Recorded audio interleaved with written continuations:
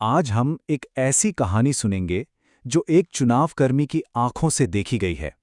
एक ऐसी रात की कहानी जो उन्होंने लोकतंत्र के लिए भारत के सबसे मुश्किल इलाकों में से एक में बिताई। चलिए उनके इस सफर को और करीब से जानते हैं।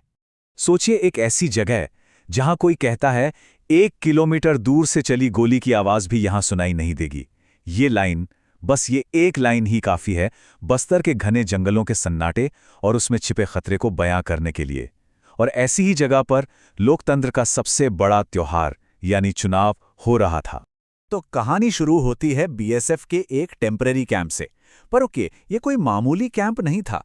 ये तो एक प्राइमरी स्कूल था जिसे आप समझिए कुछ वक्त के लिए एक फौजी छावनी में बदल दिया गया था। और उस स्कूल के एक ही कमरे में सोचिए पूरे 32 चुनाव अधिकारियों को ठहराया गया। इंतजाम? इंतजाम के नाम पर बस 10 से 12 लकड़ी की चौकियां। जो हमारे नैरेटर हैं उनको जो चौकी मिली ना, वो तो बीच से उठी हुई थी और उस पर गद्दा तक नहीं था। उनके कुछ साथी तो और भी बदकिस्मत थे, उन्हें तो जमीन पर ही सोना पड़ा। समझ लीजिए ये तो उस मिशन की मुश्किलों की बस शुरुआत थी, एक छोटी सी झलक। अब जरा इस सिचुएशन को इमेजिन कीजिए। लंबे सफर के बाद आप आराम कर रहे हैं और तभी खबर आती है कि जिस सड़क से आप बस अभी अभी आए हैं उसी पर 35 किलो का आईईडी मिला है। हाँ, एक बहुत पावरफुल बॉम्ब। ये सुनकर तो हमारे नरेटर के होश उड़ गए, वो एकदम सहम गए। लेकिन उनके जो 31 लोकल साथी थे उनके लिए ये कोई नई बात नहीं थी। उनके लिए लगभग रोज का किस्सा था। यही तो उस इलाके की कड़वी सच्चाई थी।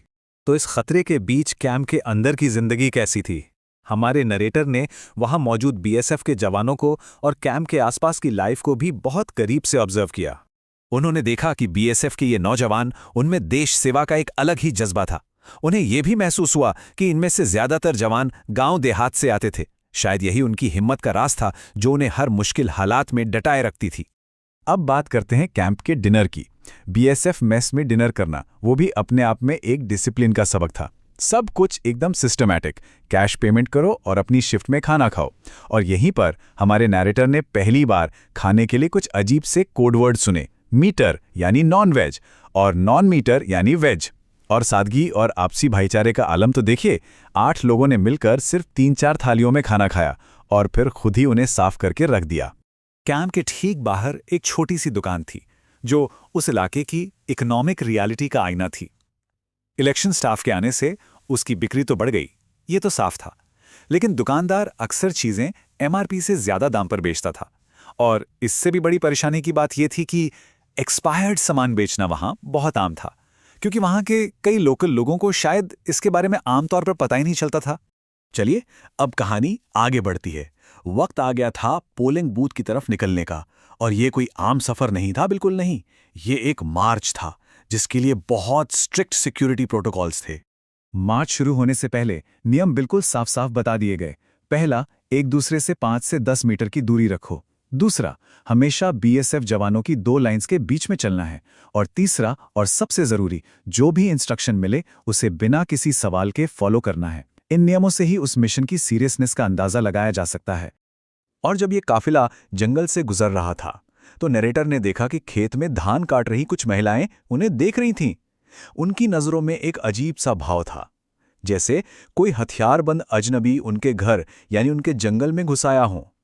तब नरेटर को एहसास हुआ कि उन लोगों के लिए ये सीन कितना अजीब और शायद कितना डरावना होगा। तो अब कहानी अपने सबसे अहम मोड़ पर आ पहुंचती है। लगभग 2 घंटे पैदल चलने के बाद टीम पोलिंग स्टेशन पहुंचती है। लेकिन वहां पहुंचते ही उन्हें एक अचानक और बिल्कुल हैरान कर देने वाला ऑर्डर मिलता है। पर उस ऑर्डर से पहले उस जगह की दोहरी सच्चाई को समझिए। एक तरफ बीएसएफ के जवान थे जिनकी ड्यूटी थी हर सेकंड सिक्योरिटी इंश्योर करना, वो हाई अलर्ट पर थे। दूसरी तरफ थे इलेक्शन वर्कर्स जिनका काम था सुबह 7 से 3 बजे तक वोटिंग करवाना।